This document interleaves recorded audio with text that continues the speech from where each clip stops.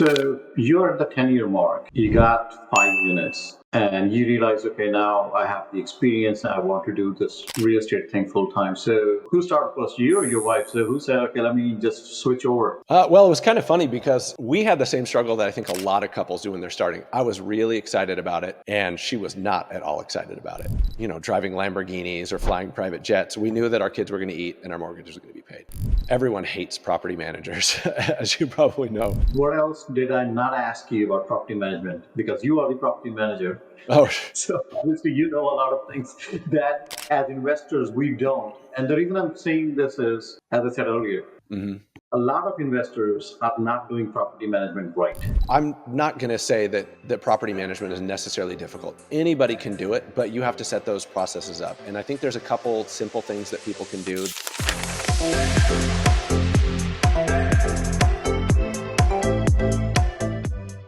Welcome back to another episode of Bigger Life Podcast. I'm your host, Ray Bensel, and today we have an incredible guest with us, someone who's been into real estate game for 20 years. He's co-owner of YZ Turnkey Investments, Sterling Development, and YZ Turnkey Property Management. He's built a real estate empire in Boise area and has wealth of knowledge to share. He also manages about 300 plus units in Boise area. Please join me in welcoming Corby. Hey, Corby, how are you doing today? Hey, I'm great. How are you, Ray? I'm doing just fine. Thanks for asking. Yeah. So, Corby, I always like to start with how did you get started? So that's always like a big question. So, what were you doing before, and how did you get started into real estate? Sure. Well, first of all, thank you for having me on. I'm really excited to talk with you. I appreciate your time, and I'm excited to dive in. Um, so we got started the way a lot of people do. My wife and I, we were in college, and to be honest with you, we each worked full time when we were in college, and we ended up buying houses separately using FHA loans. I had a full time job, and I was taking just a few courses here and there, and she was kind of in the same boat. So we each bought kind of a cheap fixer upper house in our town. And I had some of my friends move in, and she had a couple roommates that moved in with her too. And so we were kind of house hacking before that was a thing. So a lot of our living costs were offset by that. And when we got engaged, graduated college, we decided we wanted to buy our own house. And she put her house on the market and asked me when I was going to sell my house. And I just got a wild hair, and I just said, I think I want to try to rent it out. And I'd read a little bit and heard a little bit about the power of real estate. I didn't really know what I was doing. I definitely didn't know anybody was doing it, but I just figured I'll give it a shot. We'll see what happens. And so we rented that first house out, and I could go into all kinds of details about some of the struggles that we had, but we overall, like, that went okay. And she came around and got on board, and we started doing in the summers when we weren't working as teachers, we started doing BRRRRs before there were BRRRRs. We started going and fixing up houses together and trying to develop relationships with contractors who come in and help us, and putting tenants in there and holding onto those properties as rentals. When did you realize that you have become a professional real estate investor? Because a lot of times you're investing, but you are not realizing that, right? Oh boy. Honestly, before we didn't completely dive into doing it full time until we had about 10 years experience doing some of our own deals. I loved telling people I was a real estate investor when I had done one or two deals, but man, I was so green. I still had no idea what I was doing. So I think now, like, I consider myself an investor, but we do a lot of real estate stuff. So that's not necessarily the way that I move forward or I refer to myself, but it's definitely a big part of what we do. And it's probably the most fun part, is doing the investments and creating equity and creating a great place for somebody to live, and a win-win for us. So I would say it probably took us 10 years before I started being comfortable saying I was a real estate investor. And how many units did you have by that time? Only a few. I think after 10 years, we probably had five. Being teachers right out of school, neither one of us made any money. And so the only way we could do it was through house hacking and low down payment loans. And so we started really slowly. And I think a lot of people, they see the stories on Instagram of people going out and quitting their job and, becoming wealthy, or at least looking like they're successful really quickly. And at least in my experience, the reality of it is slow and steady wins the race. I mean, we took our time out of necessity almost, but that helped us build up equity and capital slowly, to the point where when it came time for us to quit our jobs, it wasn't stressful. We knew what we were doing. We had a little bit of a nest egg, and we were able to do that without stressing out. Plus, you have also gained that experience, right? So it's not always about the money, but also the experience to do the right thing, how to screen the tenants, how to bring the contractors in, and things like that. I mean, there's a magnitude of things that goes around with real estate investing that sometimes people don't realize. Sure. And I mean, I know a lot of investors, I'm sure that you've seen the same thing, where they kind of shoot themselves in the foot because they're out, I would say, over negotiating sometimes with people who may be really good partners in their businesses, and developing those relationships and trust between each other. People forget sometimes when you're trying to grow your business that that's a two-way road, and you might be cutting off a really good relationship at the pass by pushing too hard on terms or a negotiation or something like that with somebody who might end up being a really great partner for you. Yeah. So you're at the 10-year mark.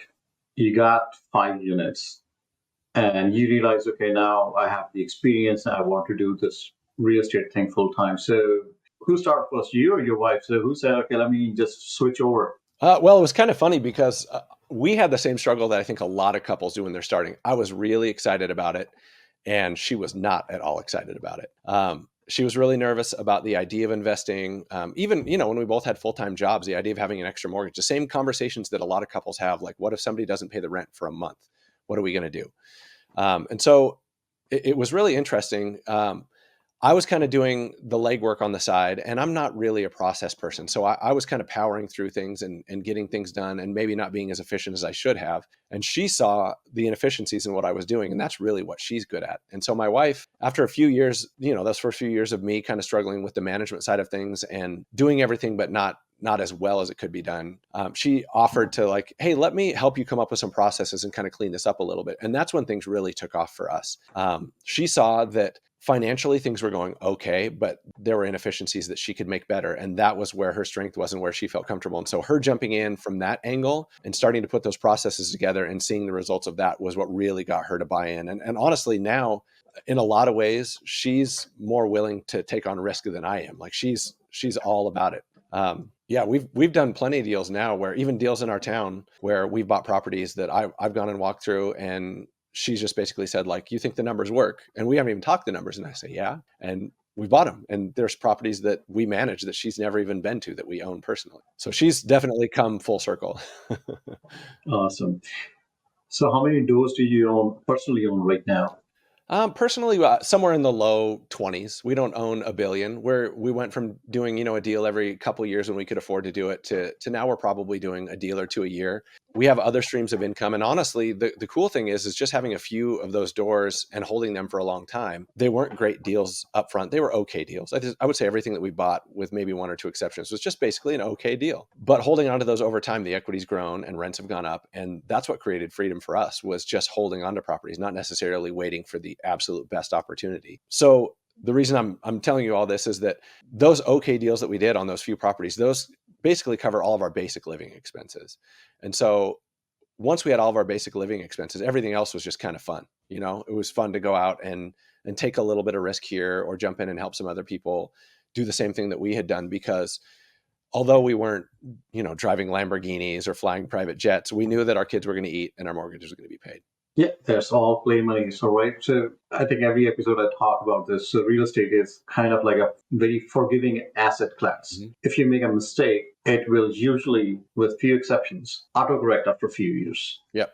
It will go through cycles of low ups and downs. As long as you can hang on to it for long enough, Mm-hmm. and then you will have that opportunity to maybe refinance at a lower cost, and market forces just make it go up in value. So you have that equity or extra appreciation, and the rents kind of tend to go up. Yeah. And of course, luck is also needed. What if your tenant is destroying your place every year? I mean, you cannot control that. But at the same time, tenant screening and the other things kind of come into the role. If you're good at it, then it's a good investment, and, well, let's call it good investment business. Mm-hmm. Yep. It's not purely passive as stocks, but you can make a lot of money in real estate.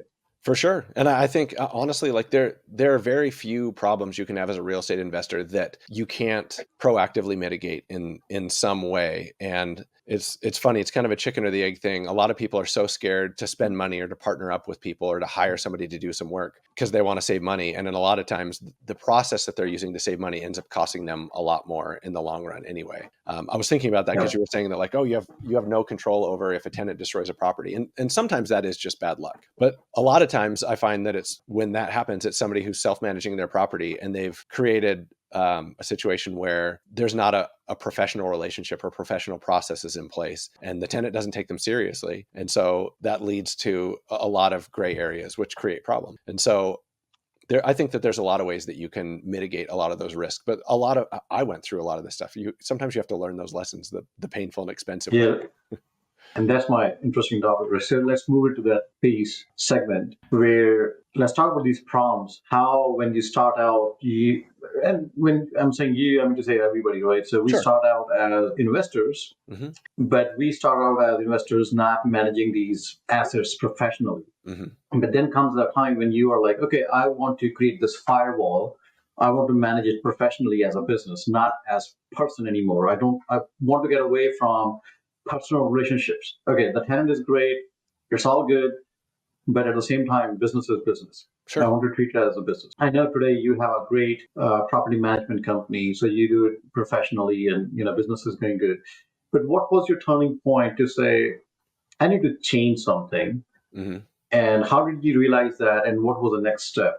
Actually, I have a really good story for that, or a very specific story at the very least, I should say. So we had some tenants at one of our properties back in the day when I was self-managing everything pretty much on my own. And whenever there was a problem, it was me as the owner or landlord talking directly with the tenant about that problem. And because of the way that we had that relationship set up, everything was a negotiation. That wasn't my intention, but everything became a negotiation because we had this personal relationship. That person knew me. To a certain extent, they knew, where I lived, that I had kids, they knew my wife, they knew that I owned the property and that I had the right to say yes or no to anything. So what had happened was one time we got a water bill on one of our properties, and it was this tenant that we'd kind of had communication struggles with before. It was a situation where we had a husband and wife in there, and the husband was kind of like the level-headed one, and the wife was always upset about something. And she would call complaining about something and curse at me or cry or something like that. And then 20 minutes later, the husband would call and apologize and try to like figure something out. One month we got a water bill on this property, and it was like $500, and it was more than triple any bill we'd ever had at that property. And so I called the husband and just said, hey, we got to figure something out here. And I started asking questions like, have you guys had roommates move in? Have you noticed a leak in any of the faucets or the toilets or anything like that? And basically, he just said, there's nothing in our lease about how much water we can use or what that bill was. It's none of your business what's going on over here. We're not going to pay any of it, and you can sue me if you have a problem with that. And I was kind of taken aback. And the fact of the matter was he was right. I had no legal basis or standing to ask him for more money because my lease didn't give me that right. That was kind of the turning point. I talked to my wife and I was like, oh, you're never going to believe this. I kind of whitewashed that conversation. It was much more heated than I made it sound. And I told my wife how frustrated I was. And she just said, well, let's just start our own property management company. And from now on, we'll structure it so that we're employed by this company that we own. And that way we're not being dishonest with anybody. We'll represent ourselves as employees, just as we'll have it structured.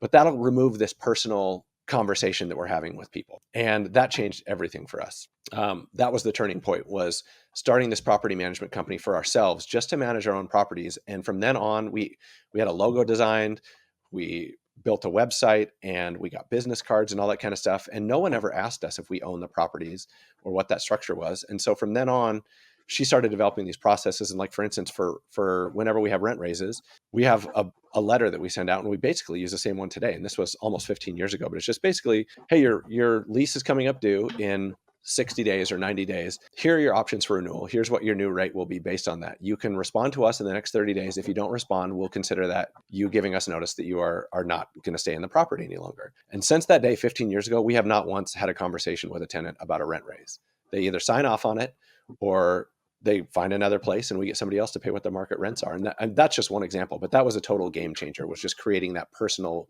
relationship barrier between us and tenants. Absolutely, that's very important. And I'm kind of personally transitioning into that as well. Mm-hmm. But it's kind of it's hard, but it's important to do it. So I have this one tenant that I think we acquired him through the purchase of the property, Mm-hmm. and kind of we have developed this personal relationship, as you're saying. Mm-hmm. But it hurts sometimes. Yep. So Yeah. without going into too much detail, so I'm thinking that I need to create a little bit more professional barrier between myself and the tenants, which I don't have many. I just have two tenants because everything else is like short-term rental. Okay. So sometimes I don't have the need, but sometimes you feel the need. You know what I mean? Yeah. So, On our team, we read a new book every quarter. We have everybody on our team read a book and we talk about it at our weekly meetings. And we just finished, it's called Unreasonable Hospitality. Have you heard of this book? no. It's a great book. It's about a restaurateur, but the principles in there apply to any type of business. One of the last sections of the book, there's a chapter. I don't remember if it's a chapter or just a section, but it's called Earning Informality. And we talked a lot about that. And I think it applies to what you and I are doing in a very meaningful way. And the idea is, it's no different than the analogy that I gave to our staff is, it's like a teacher. If you're teaching a high school class and on day one you show up and your goal is to be the cool, laid back teacher, you're in for a really rough year. No one is going to respect you. They're not going to take you seriously. But if you come in being a hard ass and the type of person that everybody respects, I mean, not being worried about being liked, but coming in and being sure that you're the person who respects, a few months down the road, it's really easy to give people a little bit of leeway because you know that everybody knows where they stand. And it's no different being a landlord. And the reason I'm going down this road is because we take treating our tenants with respect and like human beings and giving them leniency within a reasonable way. We take that really seriously. We want our tenants to be happy. And if somebody's seriously having a hardship, we don't want to make things worse for them if we don't have to. And so by having those very professional standards and relationship up from the start, then when a tenant really does have a struggle, they can come to us and we have the ability to give them that leniency without them taking advantage of that situation because they know that we're a professional business and we're serious and that we're giving them grace or we're giving them a kindness, and there's that mutual respect there. Yeah, and you have policies in place when you kind of follow or write down your own policies, Mm-hmm.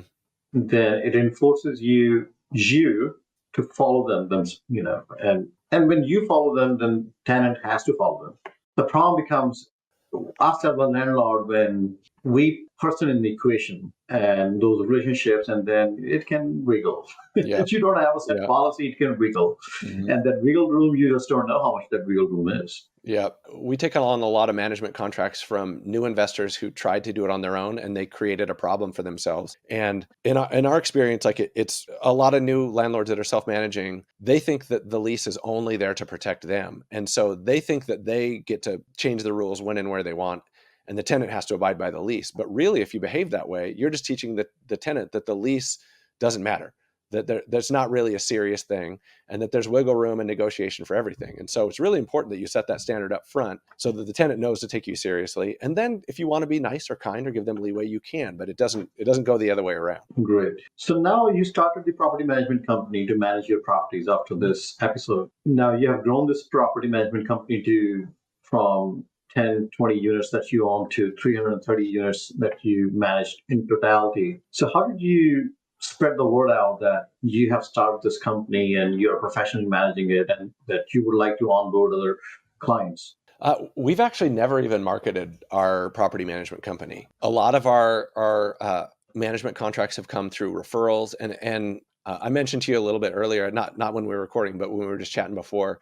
We work in Idaho, and Idaho does not regulate property management in any way. And so what that means is that anybody can be a property manager. You don't need to have any type of license or certificate. If you want to manage properties for other people, you can just do it. And there's a lot of people out there who try and do a really poor job just because they think it's something they can do on the side or make a few bucks. And so when they're clients get frustrated, then they start calling other property managers. And we've had a lot of just cold calls from people who are frustrated with a property manager. And we've taken a lot of those contracts on. And in addition to that, I have a small real estate team, and we only work with real estate investors. And so we do a lot of transactions for people who want to do long-term rentals or house hacker, that sort of thing. And so usually what happens is we'll finish that transaction and then we'll take that property on as a property management contract as well. And so we've kind of grown in those ways, just through relationships, through, I always joke around and say other property managers advertising for us through their poor service. So we get a lot of those. And then just taking on those contracts for the investors that we work with to do transactions. And when did you acquire your real estate license, and when did you start the real estate in, as a brokerage side of things? This is after your property management? Yeah. So we started the property management company, I think in 2009, and that kind of just organically grew, like I mentioned, over the course of about 5 years. And then I quit my job just to come work for the property management company full time at that point. My wife was running it and she needed help. So I quit and started working full time in the property management company. And one of the reasons that I left is because we had a bunch of property management clients that were asking about growing their portfolios and if we knew anybody who could help them find a deal. And we had a lot of opportunities to manage transactions that we were referring out. And so I got my real estate license around that time. And that part of the business just really took off pretty quickly. And so I only worked in the property management business. My wife says it was like 2 weeks, but it's not true. It was longer than that. But over the course of like 3 or 4 months of really focusing on working with people with transactions and kind of getting the word out, that part just took off. And then I've started doing that full time, and we started having to hire people to help in the property management side because of that. Great. And how is your team size looking right now from the property management side as well as from the real estate team standpoint? So on the property management team, we have 4 full-time staff. We have somebody who does accounts payable. We have a leasing agent. And we have a general manager. And then my wife, she does all of our books and general management. And then on our transaction team, we have 4 licensed agents right now. We've had as many as 12 at one time. And we were incredibly inefficient when we had 12 people. And we're actually doing more business with 4 now than we were doing with 12. So we consciously shrunk the team down to make it a little bit more manageable. And in doing that, we became a lot better at what we were doing. So yeah, so there's 8 of us total right now. I've heard that before from somebody else where she had a huge team, but then she downsized and she's like, I'm more efficient this way than, having more people. Yep. Yeah. It's funny. When our team was really big, we spent a lot of time meeting with people and doing coaching and trying to motivate people. And that didn't result in any income. What's resulted in income is having really hungry people who want to learn and get out there and pound the pavement, and they all believe in what we're doing. And so that's where we're at. It's been really great. So a lot of people talk about real estate investing, right? And in these shows, we talk about that. But let's dig deeper into the property management side of the things. Sure. Because I believe that's one area that's less talked about. Mm-hmm. So everybody talks about numbers in the sense of, I bought this, I rehabbed it, refinanced it, put a tenant in, this is my ROI and all that good stuff. Mm-hmm. But property management is an area or a skill set that needs to be improved for every investor. And that's also an area where if you're an investor that you can make a lot of money as well. And when I say a lot of money, I mean reasonably a lot of money. Sure. Based on the properties that you manage. So what challenges do you see on a day-to-day basis, and how do you overcome those? So let's talk about from challenges and, talk about deeper into the property management side. Yeah. So property management, I actually love it. I think it's really interesting. And like you mentioned, I think there's a lot of opportunity in property management for a couple of reasons. One, everyone hates property managers, as you probably know. It's really hard to find a good property manager. And so if you're good at what you do, it's pretty easy to stand out above the crowd, because especially a lot of property managers are not real estate investors. It's just a business that they run, and they don't understand what it's like to own an investment property and feel the need to be efficient and create some sort of profit. And so we built our property management company as investors for investors, so that we have everything structured so that we're in a business partnership with our clients. And if they're not making money, then we don't make any money. If they're losing money, then we lose money.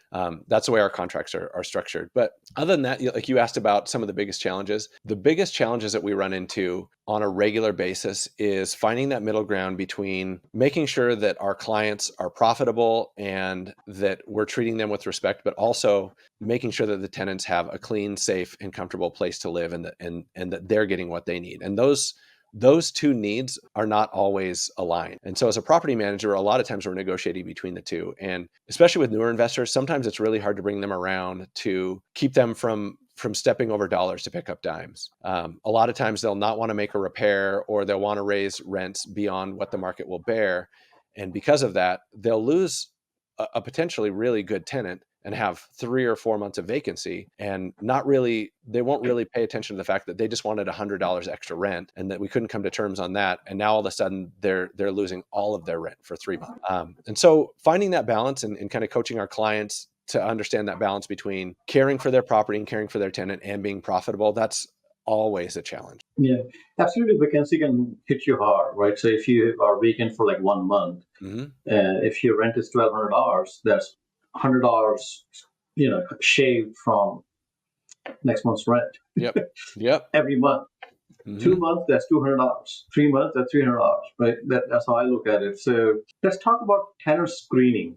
A lot of people struggle with that. How do you screen the tenants? What questions do you ask? What kind of personality traits do you look at? So the thing that I always tell our clients is the number one thing they can do to make sure that their property is performing and is as passive as possible is screening. A lot of self-managers really struggle with that. And it may seem counterintuitive, but HUD has screening best practices that are published on the HUD website. There's a bunch of blogs that kind of break down the steps. And if you follow those HUD screening protocols, it makes the process really simple. And as a bonus, because it's HUD, it will actually protect you from any fair housing suits.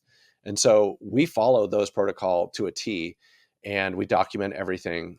But our screening process is honestly pretty simple using those HUD guidelines. We have minimum requirements for every applicant, and on every ad that we put out, it's published on those. So applicants know before they fill out an application or pay an application fee exactly what their credit has to be, what their background needs to look like, what their income needs to be if they're going to qualify for the rental. The way that we do it is once we get an application in, we run their background, we run that application, and we do it in order. If we get 5 applications in a day, we only screen one person at a time. We screen that very first person, and if they qualify in every way, then we offer them the property. If they, for whatever reason, they don't perform or they say we changed our mind, then we go to number 2 and we screen number 2. And if they don't qualify, we go to number 3. So we offer the property in order of the applications that come in. And one of the biggest things that people can get themselves into fair housing problems with is if, let's say they have 5 applicants on one weekend and they screen them all at the same time. And now they're looking at all 5 of these applications and trying to decide who the quote unquote best tenant is. That's a really great way to get yourself in fair housing trouble because, well, for one, those fair housing fines, they're no joke. I mean, they're like tens of thousands of dollars. But even if you went to court with a fair housing suit and you had these 5 applications with, and you could say, look, judge, I picked this person because they have the highest income and the highest credit. If you screen them all at the same time, you don't have any process or documentation to actually prove that you chose this tenant because they were white or Christian or Muslim or whatever. You don't have any way to prove that that's not how you operated. The only way to protect yourself is screening one person at a time. And if they qualify, it doesn't matter how far above your qualification standards are. If they qualify, if their credit is 1 point above your minimum, then they qualify. It's an objective thing. It's not a subjective thing. It's not a process that you make a decision. You have to make it objective and document it in order to protect yourself. And one of the side benefits of there is that you're almost guaranteed to get a good tenant that way. We actually ran these numbers this spring. We hadn't really been tracking it, but in the last 10 years, our property management company has signed 1,500 leases. And in those 1,500 leases, using that process I just told you, we've had 2 evictions in 1,500 leases. Just 2 evictions in 1,500 leases? Yeah. That's super, super low. I've never heard that. Yeah. And that's not, I think we do a good job, but I don't think it's because we're these amazing property managers. I think it's because we have a very specific process and we don't mess around. We do the exact same thing every single time. And it sets a precedent, like we were talking about earlier, that tenants know that we have processes and we're going to follow them, and we're taking the lease and our processes seriously. This tenant screening process, is it across the board for your company, or is it specific based on the investors, decision for each property is different, or based on each investor? So it's the same for every property and every client that we have. And our clients, when they sign on with us, they know what our process is and what our minimums are. And if they're not into it, then we refer them to another property management company. For one, I mean, having different processes would muddy the waters for us. But also having different processes for different properties, it also could get you in fair housing trouble as well, because having different qualifications for different areas, it shows that you're not treating everybody the same. And our liability is heightened as a property management company. And so keeping those things the same on every property, every screening, every application, it protects us. So what are your minimums? So we have a minimum of 650 credit score. Household income has to be a minimum of double what the rent is. And our clients cannot have any felonies. They have to have one good landlord reference. If they don't have a landlord, then we'll accept like a boss or something like that. So, I mean, some of our tenants are fresh out of their house and they're moving into a college rental or something like that. But those concrete things are 650 credit score, at least double the rent in household income, and they cannot have any felonies. Do you collect security deposit? Yes. Yeah. And so what we do is the first person who qualifies, we offer them the property and the lease, and we give them 48 hours to pay first month's lease, the security deposit, and return to signed lease. And if they don't do all three of those things within 48 hours, then we take back our offer for the property and screen the next person in line. Yeah. Essentially, we have not accepted your offer in that sense. Yeah, that's right. And do you do like a 6-month minimum lease, 1 year minimum lease? So what's your minimum lease looking like? Generally, we do a 1 year minimum lease. In our market, and I think it's probably true in most of the United States, but the really busy leasing times are between May and July. And in those months, our turnovers are really fast. A lot of times we can turn units over in less than a week, and we can usually get premiums on rent anywhere from 5 to 10% above what market rates are, because there's so much competition. And so what we do is we try to get every lease that we have on that cycle. And so, for instance, right now we're having this conversation in December. If we brought a new contract on right now, we would have that first lease be either 6 months or 18 months, so that when it renews, it's going to be in May or June. And that way we know our turnover is going to be quick and that we can get more money. Okay. Now, tenant signed the lease. Let's follow through the process, right? So they sent you the paperwork, they sent you a check. So what's the next step? So the next step is we set them up with access and give them access to controls. And so a lot of times that'll happen a couple weeks before they move in. And so we'll get them all of that stuff on move-in day. Before they move in, we send one of our staff out and they do a preliminary walkthrough and inspection. And we use Z Inspector. So if you're a self-manager out there, this is something that was kind of a game changer for us. Z Inspector, it's a really inexpensive inspection app, and you can go through and it will document. You can take pictures and make notes on the condition of everything in the house. And so when we do that initial walkthrough, whoever on our staff is doing that, if there are any repairs that definitely need to be made before the person moves in, they document those and we send somebody out to take care of that. And then when the tenant moves in, we give them that report, and we give them 1 week to review the report and let us know if there's anything we missed. And sometimes we miss stuff. I mean, nobody's perfect. And if we miss something, if it's just a cosmetic thing, we document it so we know that that tenant didn't cause that problem. And if it's something that needs to be repaired, then we repair it. Then fast forward to when the tenant moves out, we have documentation of exactly what it was like when they moved in, and the tenant's already signed off on that condition. So we have their signature saying that they agree to the condition of the property. We go out and use the exact same software, do the exact same inspection, and anything that's above wear and tear that's occurred, we have that repaired. We withhold it from their deposit, and then we send them a statement with the remainder of their deposit if there's anything left. And we have everything documented, and it makes the process super simple. And we know we're protected because we've documented everything. We're not guessing. Since you mentioned Z Inspector, yeah. So let's talk about technology a little bit. So what do you use for collecting the applications? So we do everything through property management software called AppFolio. AppFolio is for professional property managers. You have to have a certain number of doors before you can sign up with them. But there's a lot of really good free or very low cost stuff out there. But we use AppFolio, and it's a closed-end software. And so everything you need is in there. There's bookkeeping, there's screening, there's rent collection, documentation of communication with tenants, with owners. It'll assign work orders to vendors, all that stuff. So it does everything right in that software. And so because it's closed, it's the only software we really use for that kind of stuff. And it's not perfect, but it's worked pretty well for us. There's a few things that maybe could use a little bit of tweaking, but it's really a pretty robust software platform. Yep. I've used a software called Avail. Hmm. It's used to be by apartments.com, but I just have like two leases, so it Yeah, just works out fine. Yeah, and I think for Appfolio, I think the minimum is 10 or 100, something like that. Yeah. yeah. Well, I'll look into that. when we first started, we were using Cozy.co, which eventually was bought out by apartments.com, and they kind of updated the platform, but it's essentially the same thing that's kind of morphed into Avail.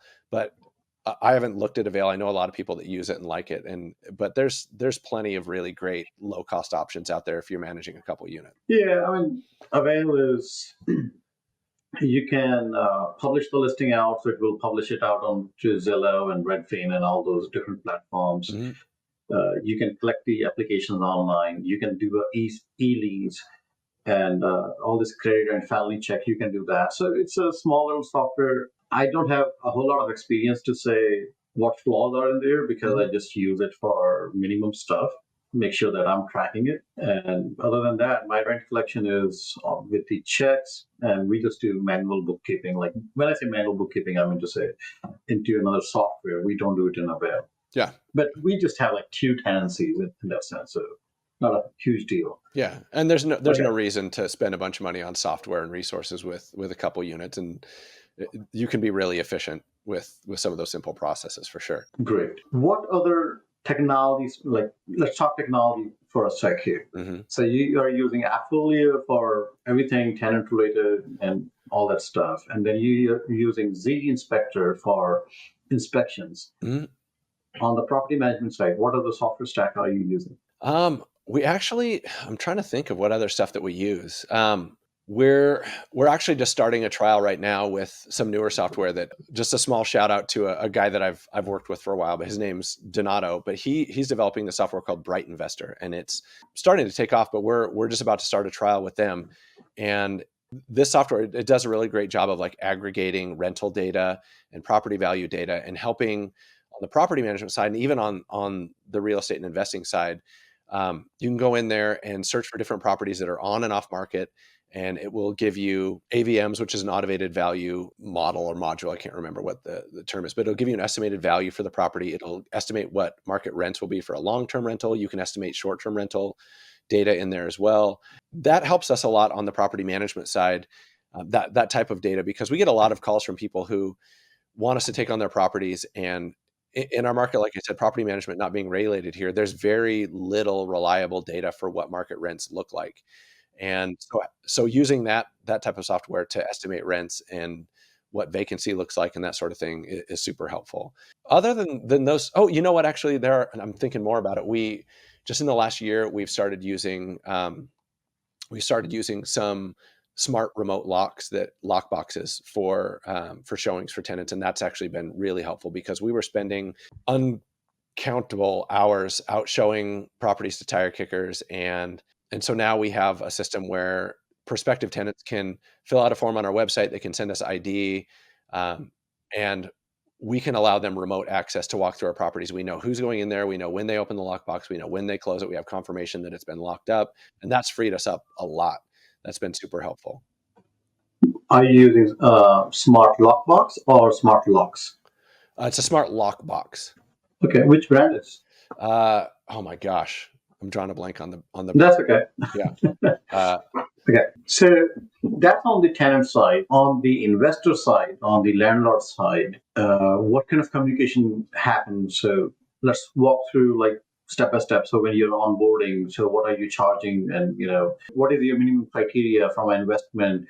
Uh, from an investor standpoint, if you want to bring that investor or their properties on board or not. We actually have our general manager. She does all of our owner vetting, and it's kind of fun because when property owners call, they're interviewing us. I mean, they legitimately are interviewing us, but we actually have criteria that they have to meet, a score sheet, and so she's interviewing them too to see if they're a good match for us.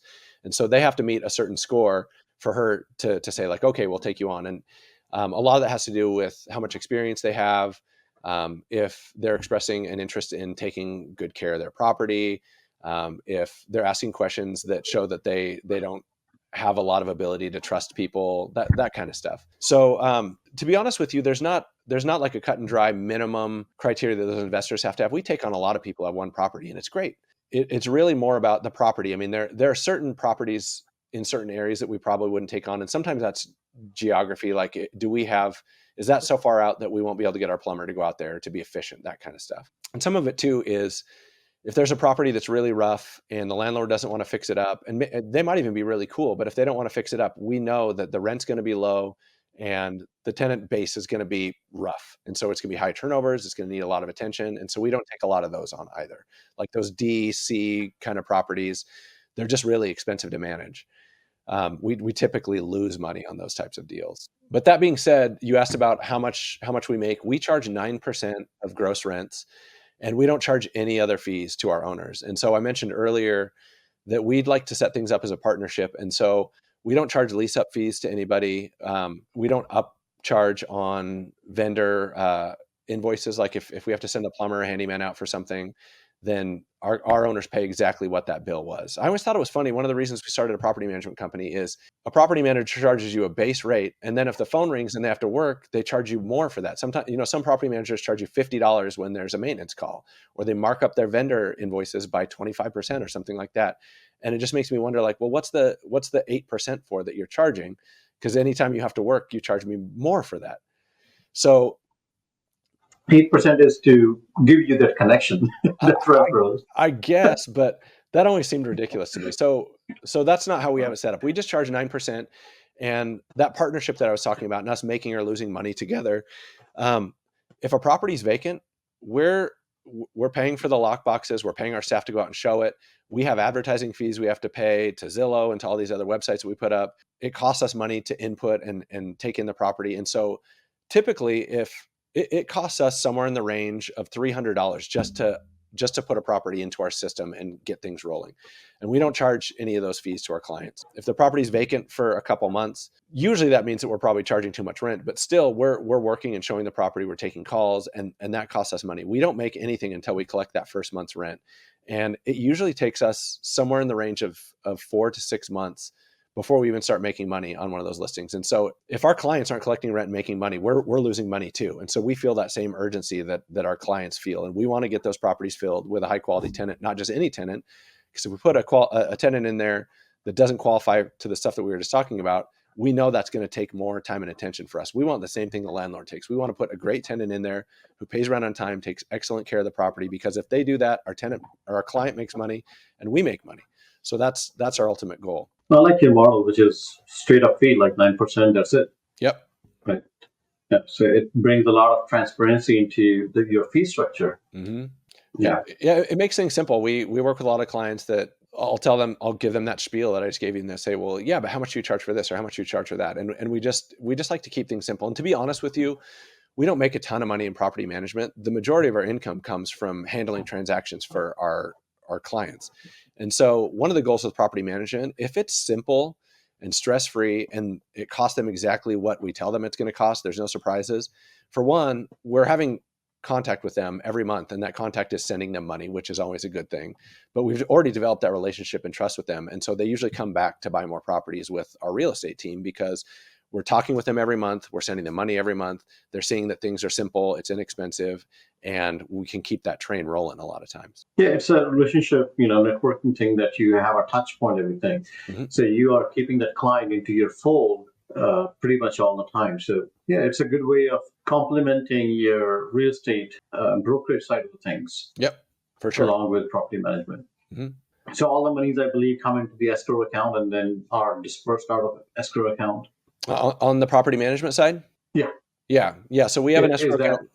We collect all of our rents and they go into an escrow account, and then so obviously rents are always due on the 1st, and we do disbursements on the 15th. And so that gives us a couple of weeks to pay utilities on behalf of our clients and any other bills that have come in.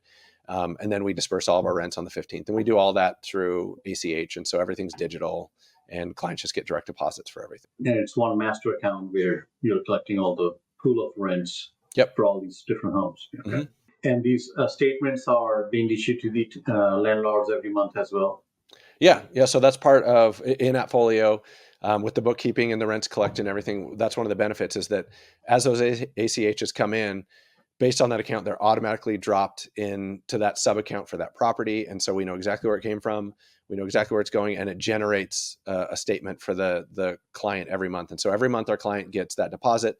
They get a statement automatically emailed to them. We go through and check all the statements to make sure there are no errors before we hit the button to send them out. But yeah, it's all pretty much automated. And so there's not much manual data entry or anything other than checking to make sure that those records are right. And that takes a few hours a month just to sit down and go through those reports and make sure they're correct. And then you push a button and they all get sent out. What else did I not ask you about property management? Because you are the property manager. Oh, So obviously you know a lot of things that as investors we don't. And the reason I'm saying this is, as I said earlier, mm-hmm. a lot of investors are not doing property management right. Mm-hmm. A lot of investors, what they are doing is they are just renting the property. Yep. It's different from property management. Mm-hmm. So what are the other things that you would like to mention that generally an investor kind of forgets?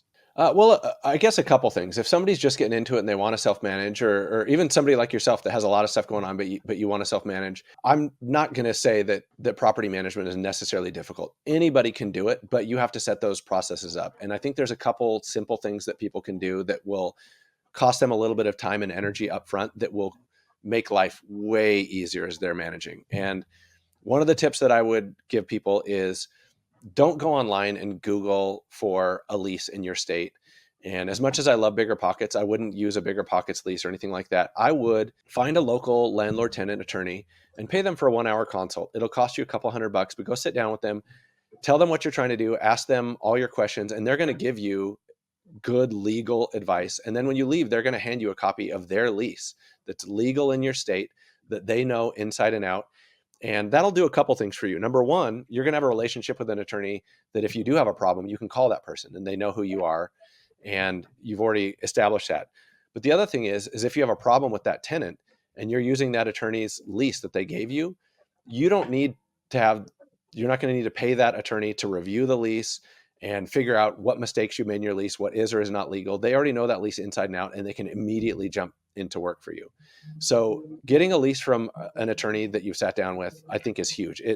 I have this conversation with people a lot. They just bought $500,000 property or $200,000, whatever. It's the biggest expense that they've ever made outside their own personal home. And they don't do any of the basic inexpensive things that they can do to protect that investment. They're really worried and stressed out about buying this property and what a huge expense it is. And then they try to cut corners everywhere along the way once they own it.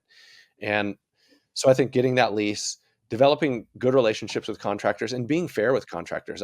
With our contractors that we work with, we don't beat them up over their pricing because, for one, we work with people who are already fair. And number two, if we have a good contractor, when we call, I want them to answer the phone. And there's a lot of people that they've found a good contractor and then they want to beat them up over pricing, or they're really hard on them over timing or whatever the case may be. And then that person doesn't want to work with them again. Good contractors, they have lots of clients, and it's no different than working with a realtor or a wholesaler or anything like that. Somebody who's really well connected, it needs to be a partnership. It needs to be a two-way road. And so treating contractors with some respect and giving them a little bit of trust, I think, is important too. And I know that that's a tough one too, because there's lots of bad contractors out there, just like there's a lot of bad property managers too. So it takes a little while to build up that trust. But I can tell you, like, there's one general contractor that we do a lot of work with, and I've known the guy for like 12 years. He charges 50% upfront on every project, and that has not changed in 12 years. He does that with every partner or every client that he does. And if you went online and looked at forums, every single forum you look at will say, do not pay a contractor upfront, no matter what. Don't make an upfront payment. And you can get in a lot of trouble doing that, but I can tell you that's what I do with this guy that I've worked with for 12 years. And it's the best working relationship I've ever had with a contractor. He trusts me. I trust him. He answers the phone when I call. He shows up. He does his jobs on time. I've talked with him twice today already. And so those rules that, when people say do this or don't do that, that's not always the case. Like I took a risk the first time I worked with this guy and paid him 50% up front. It's one of the best things I've ever done. It created this relationship where we work together on stuff every day, and we've been doing it for 12 years. Yeah, definitely makes sense. So as the market is shifting from interest rate standpoint, right? So you have been doing this thing for a while now. So on the investment side, we know how the interest rate has created challenges in one way or the other from an investment standpoint. Mm-hmm. what kind of impact, or it did not have any impact on the property management side? Apart from, that you just had more volume of work, that's a different story, but from the core business standpoint. On the property management side of things, it hasn't had much of an effect that we've noticed. Um, there's still other bad actors out there, and we're still doing some transactions and taking those on, and so it hasn't really had an effect on the property management side of things. It's definitely had an effect on the transactional side of things. I mean, anybody who's listening to this, an investor, knows interest rates at 7.5 or 8% make a deal look significantly different than they did at 3.5 or 4%. So that's definitely changed our approach on that side of things. So what's your vision for like next year? How do you see the market, in what direction kind of going, and both from nationally versus hyper locally to you, right? Boise. Well, I would say there's a lot of investors out there, at least newer investors, who are waiting for interest rates to come down. And I totally understand that. But I think that they will come down a little bit next year. I don't know. I'm not an expert, but that's my gut tells me that interest rates will come down a little bit. But what's going to happen when interest rates come down a little bit is going to create more demand in the marketplace and prices are going to go up. So I see that cycle a lot where somebody's scared to jump in because interest rates are too high. So they wait and interest rates come down a little bit, and then they don't want to get into a bidding war. They don't want to overpay for a property. And so they're waiting. That cycle just continues to repeat itself. So I kind of went off a little bit there, but I think interest rates will see a little bit of relief in the next year. And at least in our market right now, it's a little bit more of a buyer's market. It's kind of quiet. It's the holidays. Interest rates are a little bit high. I think that those tables will turn a little bit in the spring and in the summer. I think we'll have some interest rate relief, not a ton, maybe a quarter to a half a point. And I think people will start coming out and buying properties again. And I think that property values, at least in our market, are going to come up a little bit. I don't think it's unreasonable to expect in a market like ours or a lot of the West Coast markets where we'll see somewhere in the range of 7 to maybe 10% appreciation over the next 12 to 18 months because of that. Yeah. Well, since the market is kind of quiet, it's buyer's market, what kind of opportunities, even with the interest rate, let's say 8% on the DSC or loan or whatever, what kind of opportunities do you see? What kind of deals do you notice on a routine basis? Yeah, I love that question because every single year I look back and without fail, the best deals that we've done personally or for clients of ours have always been between November and January, always. It's just a time when people kick back, they're spending time with their families, they're not pushing as hard, and that creates a little bit of opportunity. So we do a lot of BRRRR deals for our clients, and so we just finished one up. I just made an offer on one the other day for a new client, and unfortunately, didn't get it. There was a lot of competition for that one, but it was just a deal on the MLS, and looking at the difference between the asking price and what it sold for, and the ARV, there was at least maybe $125,000 in equity to be had on that property. And I think that there's tons of opportunity like that in a lot of markets. Yeah, I mean, I would keep my eyes on the market. Networking is huge, obviously. A lot of people are scared to network with real estate agents, but I can tell you, even as a real estate agent, I get so many calls from people who have off-market properties that they don't know what to do with. We do off-market deals all the time. And the only people who see those are the ones that are reaching out to us. Network with real estate agents, network with other people who are doing wholesaling and stuff in your market. And the one thing that a lot of people don't do is watching the MLS. I see more deals on the MLS that are great deals than I see from wholesalers or off market by far. The only difference is that those, when they're on the MLS, they come and go in 4 hours. And so just recognizing a deal and being willing to jump when you see it, but paying attention to the MLS is huge. I mean, 90% of the properties are sold on the MLS. Those are not all bad deals. There's some great deals that happen there. Yeah. What kind of cash flow do you see in those deals in today's market at these interest rates, right? So everybody's talking about high interest rate, but what people are forgetting is interest rate can only go down for you, meaning you don't have to refinance it if it's going up, but you can refinance it if it goes down, assuming that you are locked in for a 30-year mortgage. Yeah, and I mean, as a real estate agent, I would be stepping out of line if I told somebody that rates are going down and the strategy you should use is like pay too much now and then just plan on refinancing later. So I think that you're right, and I agree with that, but that's not necessarily the approach that we take. Well, no, what I was trying to say with that was, even if you have whatever cash flow that you have today, the opportunity in the sense is, you have this cash flow. So if you have this cash flow, hopefully, if everything is, the rent and the expenses kind of like the typical assumptions that you take, even if the interest rates don't go down, you're still locked in for this little cash flow. But if the interest rates go down, the opportunity for a higher cash flow is there. So yeah, I agree with you 100%. I'm doing that myself. And so yeah, I totally agree with you. To be honest with you, our market is an appreciating market, and it's growing like crazy. Our property values in the Boise metro area have about tripled in the last 7 years. So because of that, there's a lot of competition for properties, and prices are relatively high, and rents have not caught up with that. Rents have gone up significantly, but the ratio, it makes it tough to cash flow, is what I'm getting at, is that a lot of properties, it's tough to cash flow.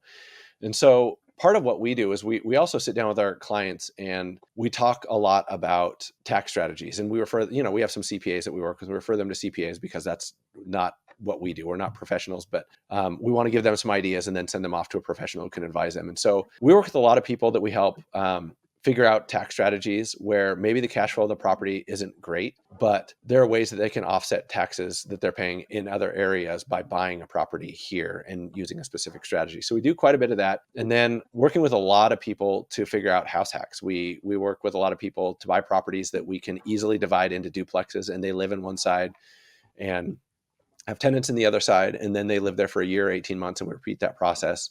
We do a lot of like live-in BRRRRs for people where they'll buy a house as their primary and it needs a lot of help, and we'll help them over the course of a year, either sending our contractors out or giving them advice on how to, like what improvements to make and building up a little bit of equity. And then they can move out and hopefully have 15 to 25% equity in that first year and repeat that process, and then kind of start focusing on some of those tax strategies too. And so you asked about cash flow, and to be honest with you, finding positive cash flow here is really tough. But if you get creative, there's a lot of other ways to make money in real estate through building equity and offsetting your tax burden in other places. And in a market like ours, the appreciation is going to build up that equity for you too. And so if you're seeing 8% equity build up on a $400,000 property every year, you're going to double that property value over the course of 7 or 8 years. And so that can change people's lives in a major way. So a typical deal is what, $400,000, like a 3-2? Yeah, the median single family price in our town right now is about $530,000, but we don't do a lot of those deals for investors. Most of the deals we do is like you're talking about, a 3-2, somewhere in the 350 to maybe $400,000 range that needs a little bit of love, and we do a lot of those types of deals. So what's the driving factor behind Boise? So what's happening? So you mentioned in the last 70 years the prices have tripled. Mm-hmm. And in next 70 years, you are anticipating maybe doubling of the prices, right? So what's driving that? Well, it'll sound cheesy, but it's a great place to live, to be honest with you. It's clean. There's no crime. There's some really great established businesses here, and so there's a market for jobs, and there's a need for people to come here and work. Honestly, the biggest driving factor is on the West Coast. All of the states that we butt up against on the West Coast, Washington, Oregon, and California. And I'm not here to talk politics, so I'm going to skirt like the specifics, but those are very liberal states, and they are not landlord friendly. And it makes investing in real estate really hard there, and it makes starting businesses really difficult. Taxes are really high in those states, all that kind of stuff. Idaho, our state legislature prides itself on, they call themselves the most conservative state in the nation. And so, politics and specifics aside, they've created an atmosphere here where it's very landlord friendly, it's very business friendly, it's inexpensive to start a business and to run a business here. Our state has gone as far over the last few years. They've passed laws. For instance, in Idaho, it's illegal for an HOA to dictate property use. So an HOA cannot tell you can't have a short-term rental anywhere in the state of Idaho. They can't tell you can't have a long-term rental. It's illegal.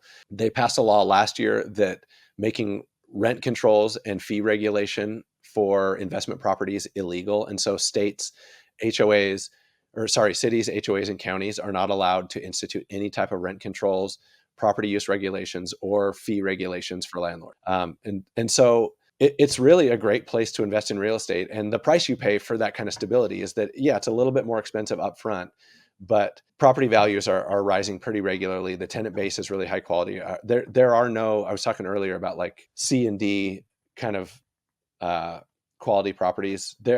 I wouldn't say there's anywhere in our valley that's a D area. There's a couple little pockets that I might consider C areas, but almost across the board, it's very middle class. There are nice, clean single family homes and a park 2 blocks away from almost every place in this valley. It's just a nice, clean place to live. There's great food.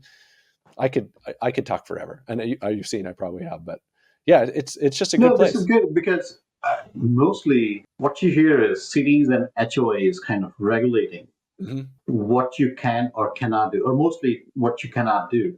So it's really limited to what you can do. So this is interesting where Idaho is setting itself apart, saying you can do whatever you want to do. HOA, you cannot help. It's funny. There's this kind of pushback here with people from California moving here. There's a lot of Californians that are moving here, which being in real estate, I think it's great. And ironically, I think most states think that there's a bunch of Californians moving there. but I had a client that bought or who was looking at buying a big parcel of land that's kind of out in the country here, in a very sparsely populated county, and he wanted to divide it up and build a few like 5 acre cabins, a few cabins and have 5 acre lots. And he asked me if I would call planning and zoning for the county and ask if that was possible. And so I called planning and zoning, and that county had one employee in planning and zoning. It was just one lady. I called her and had asked her a few questions, and she stopped me and she said, "Is the person you're talking to a Californian that's moving here?" And I said, "Yeah." And I thought she was going to say something about not wanting more Californians to move here. And I actually got a kick out of it. And she said, "You tell that man from California that if he comes to Idaho, he can do whatever the hell he wants with his land."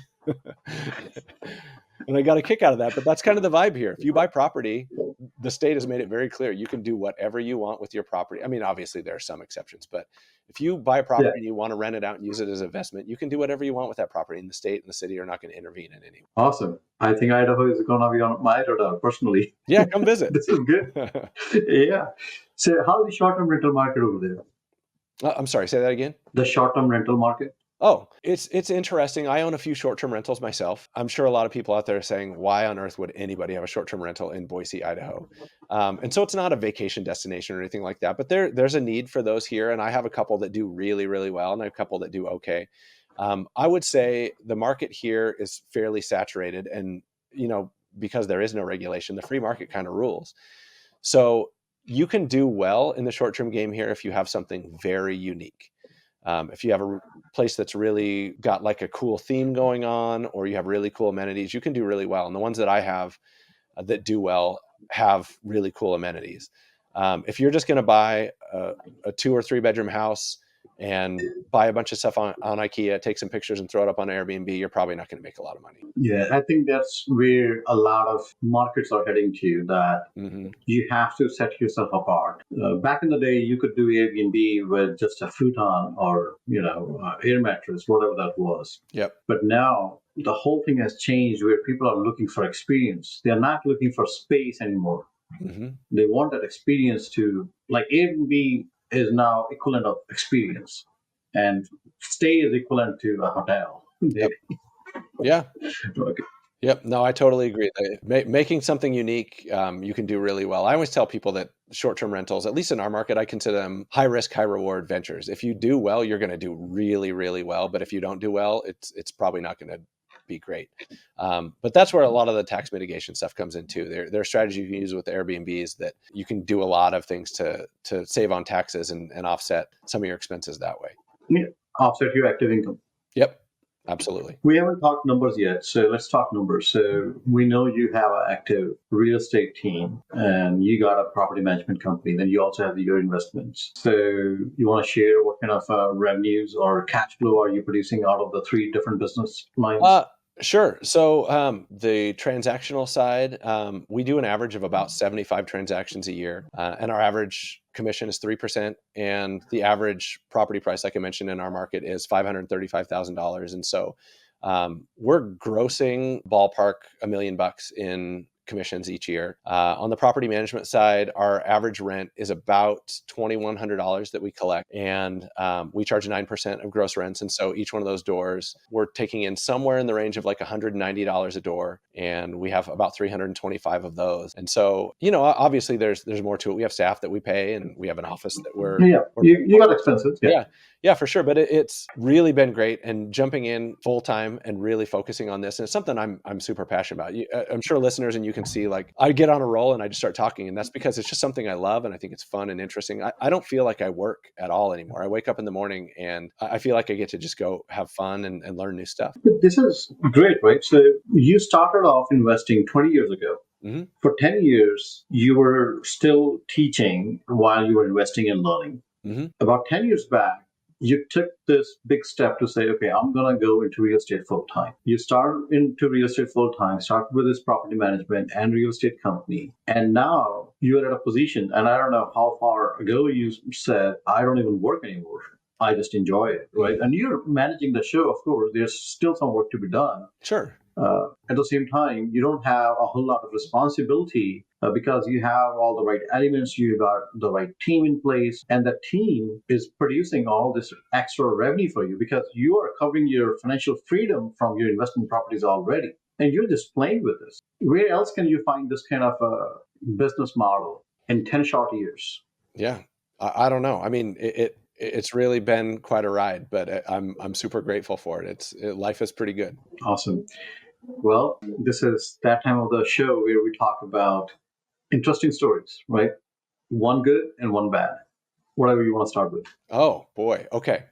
I would say for an interesting story, I'm going to go back to that very first rental property that I had. We had a Section 8 tenant in there, and I already mentioned to you that I was not like the greatest landlord of all time. But the first tenant that we had was a Section 8 tenant, had a couple kids, and honestly, I would drive by the property once every month or two just to kind of make sure that it hadn't burned down.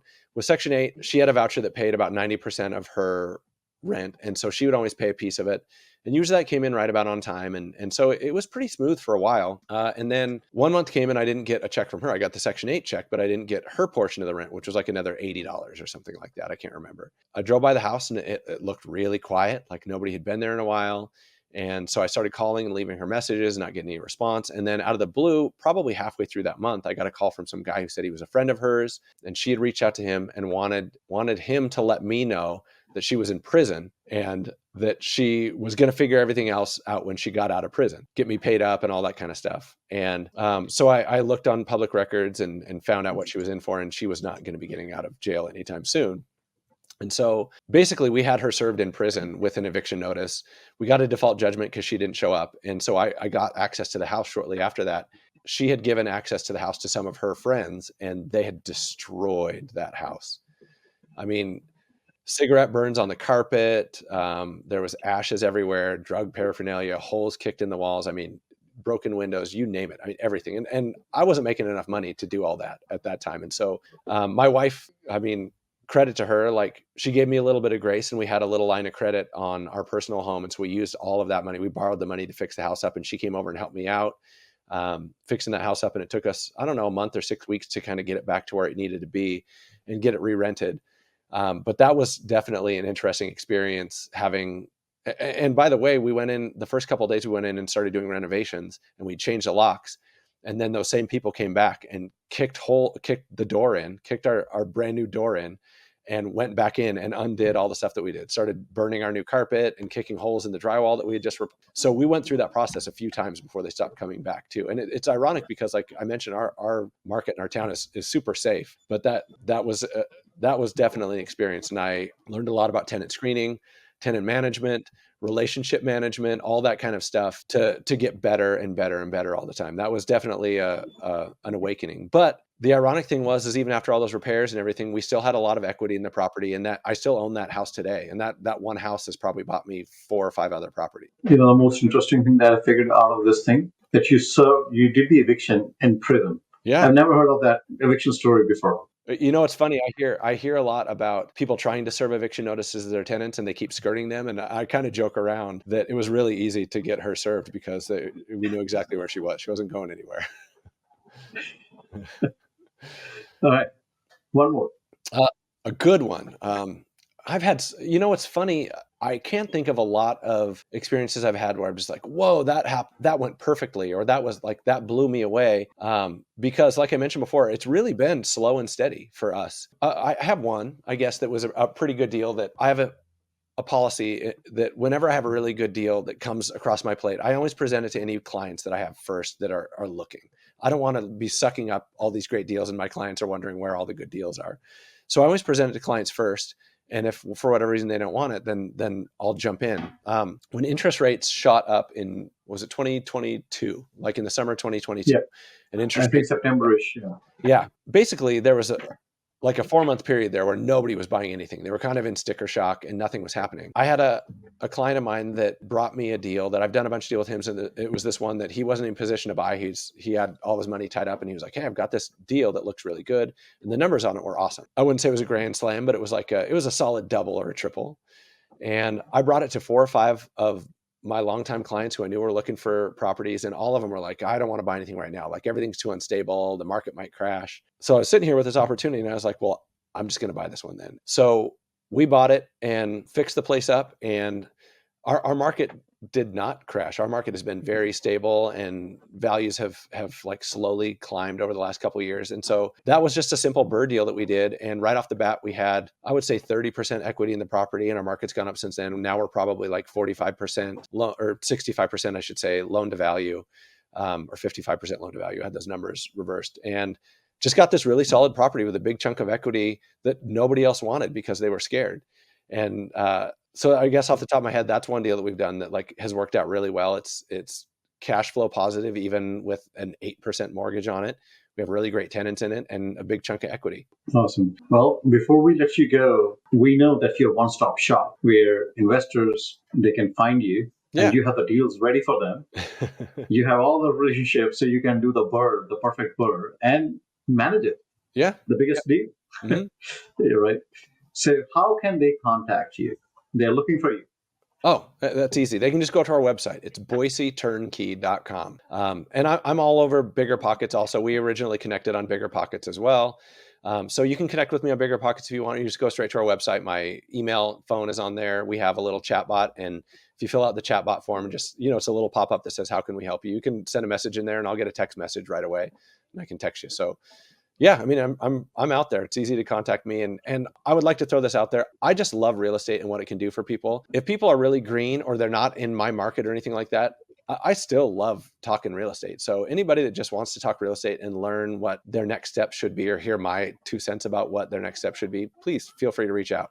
Biggest thing is, if you are interested into doing something, reach out, talk to a couple of people, see, analyze, and see where it goes. For sure. And I mean, if I don't have an answer to your question, or I don't think I can help you, I'm going to know somebody who does. I can always help make introductions. Perfect. Well, thank you so much for being on the show today. I appreciate it. Thank you. Yeah, thank you for having me. I hope I didn't talk too much, but it's been a pleasure.